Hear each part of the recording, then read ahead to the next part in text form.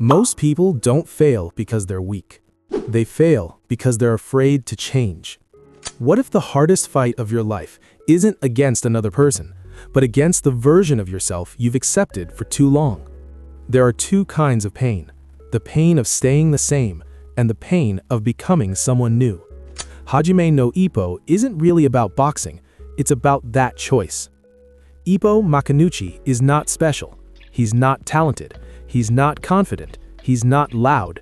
He's bullied, awkward, quiet, invisible. And that's the point, because Ippo represents the version of us that believes strength belongs to other people. He doesn't ask, "Can I win?" He asks something much deeper. What does it mean to be strong? Here's the truth nobody wants to hear. Most people don't want to become strong. They want to stop feeling weak without changing. Strength doesn't begin with confidence.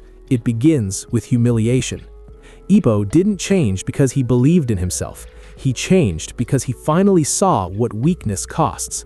Being laughed at, being pushed around, being silent while others decide your worth.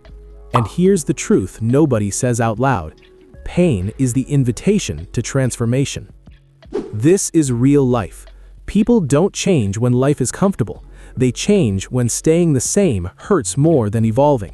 That's why people change after loss, after failure, after embarrassment, after hitting emotional rock bottom.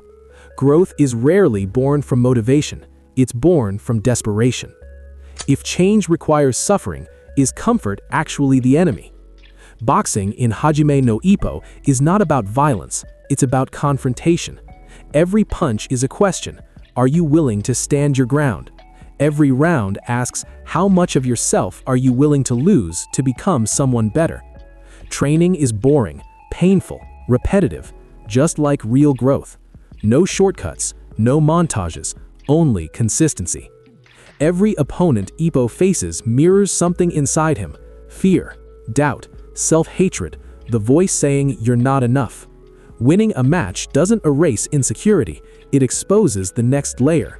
That's why even champions still feel lost, because strength isn't a destination, it's a responsibility. Takamura looks like strength, violent, loud, unbreakable. But he's not strong because he's feared, he's strong because he never lies to himself. He trains when no one is watching, he suffers in silence, he carries weight others don't see. Strength isn't dominance, it's discipline. Kamigawa doesn't give speeches, he gives burdens. Because real mentors don't save you, they prepare you. He understands something rare. You don't build strong people by protecting them, you build them by trusting them with pain. One path avoids fear, the other walks straight into it. One path seeks comfort, the other demands courage.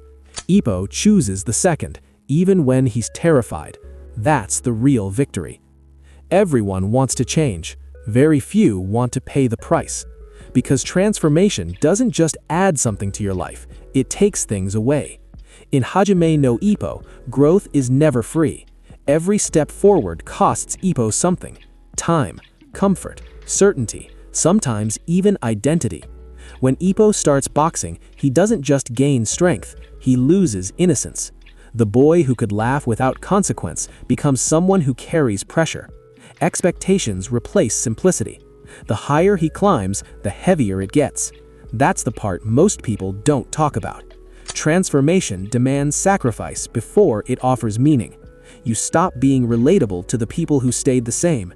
You outgrow environments that once felt safe. You realize that rest now comes with guilt. Even victories create distance, because once you prove you can change, there's no excuse left to stay still.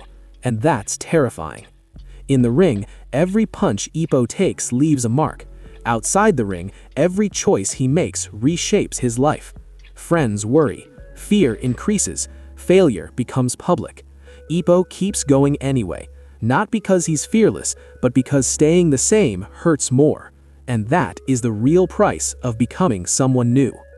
If becoming stronger means suffering, if growth demands discomfort, if change requires courage, then ask yourself, are you truly afraid of failure, or are you afraid of becoming someone new? Just this thought: the strongest people aren't fearless, they're simply willing to change.